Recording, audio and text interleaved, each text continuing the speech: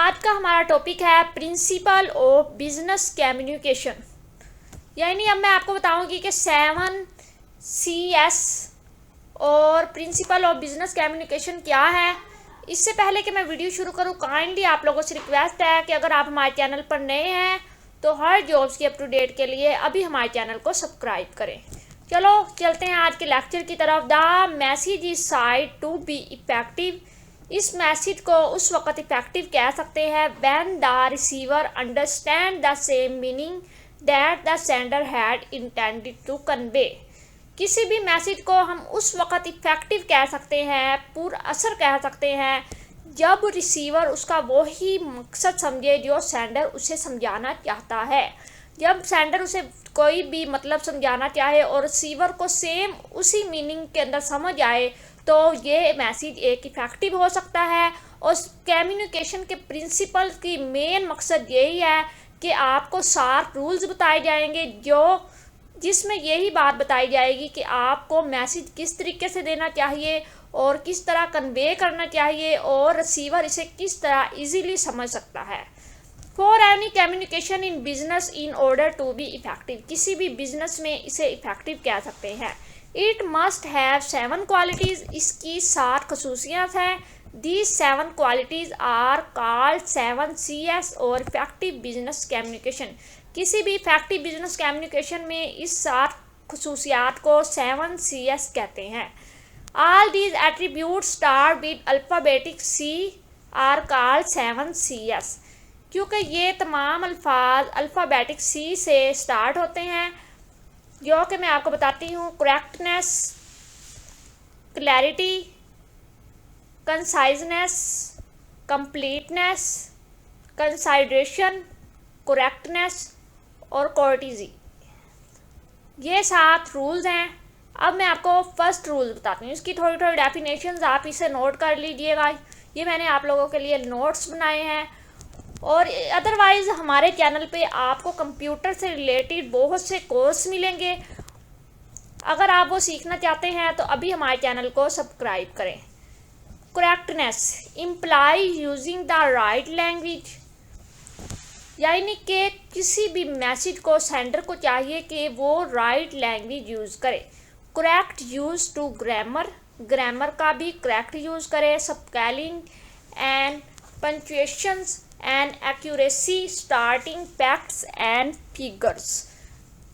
तस्वीरें, अल्फाज, spelling, punctuations, accuracy और ज़ुबान, ये सब सादा अल्फाज में होनी चाहिए ताकि समझने वाले को, देखने वाले को आसानी से समझ आ सके। इसका सबसे पहला रूल है करेक्टनेस। सबसे पहले आपने ज़हन में रखना है कि करेक्टनेस में सिंपल लैंग्वेज होनी चाहिए, ग्रामर भी बिल्कुल ठीक होने चाहिए, spelling, punctuations, accuracy, starting facts और फिगर से हमें स्टार्ट करना चाहिए।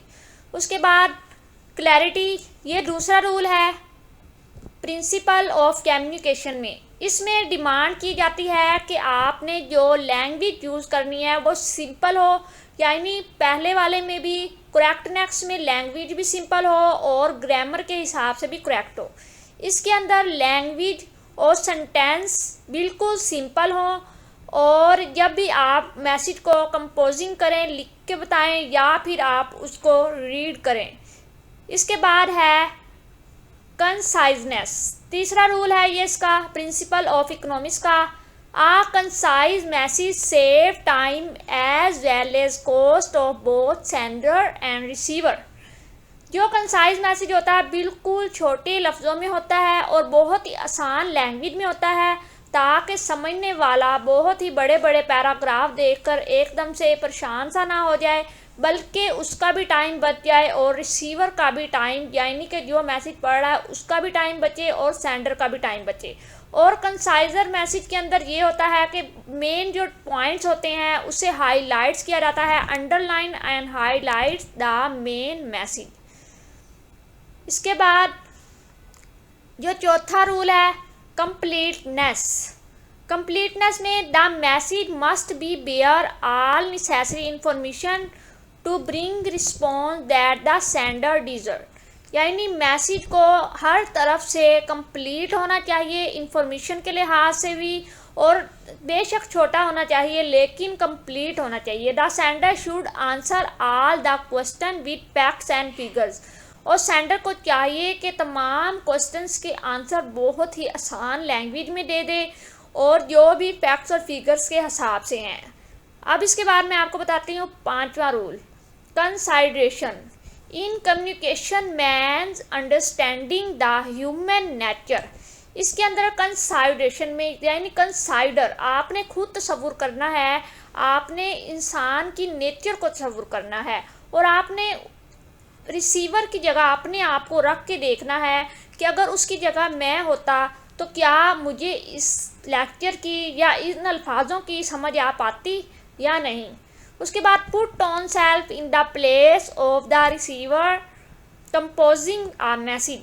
वही बात आ गई कि यानी आपने तसव्वुर करना है, एक तसव्वुर करना है ताकि अगर मैं उसकी जगह होता, रिसीवर की जगह, तो मुझे भी इस मैसेज की लेक्चर की समझ आ सकती या नहीं। उसके बाद 6 रूल है correctness, facts and figures bring presented in the message. यानी जब भी आपने किसी भी लफ्ज़ को, पिक्चर्स को, मैसेज को प्रेजेंट करना है तो शुड बी स्पेसिफिक करेक्टनेस, बिल्कुल करेक्ट होना चाहिए। जब भी आपने प्रेजेंट करना है किसी भी लेक्चर को तो करेक्ट होना चाहिए, गलत लेक्चर आपने प्रेजेंट नहीं करना।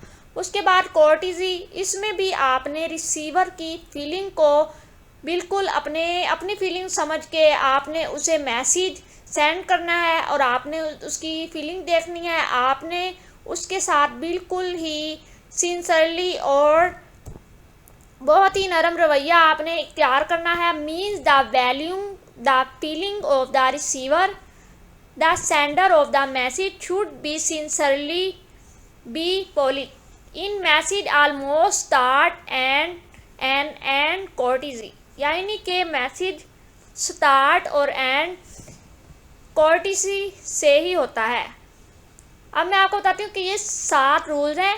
सबसे पहले करेक्टनेस, यानी मैसेज हमेशा करेक्ट होना चाहिए ग्रामर के हिसाब से, लैंग्वेज के हिसाब से। उसके बाद क्लैरिटी, क्लैरिटी के में है कि सिंपल लैंग्वेज होनी चाहिए।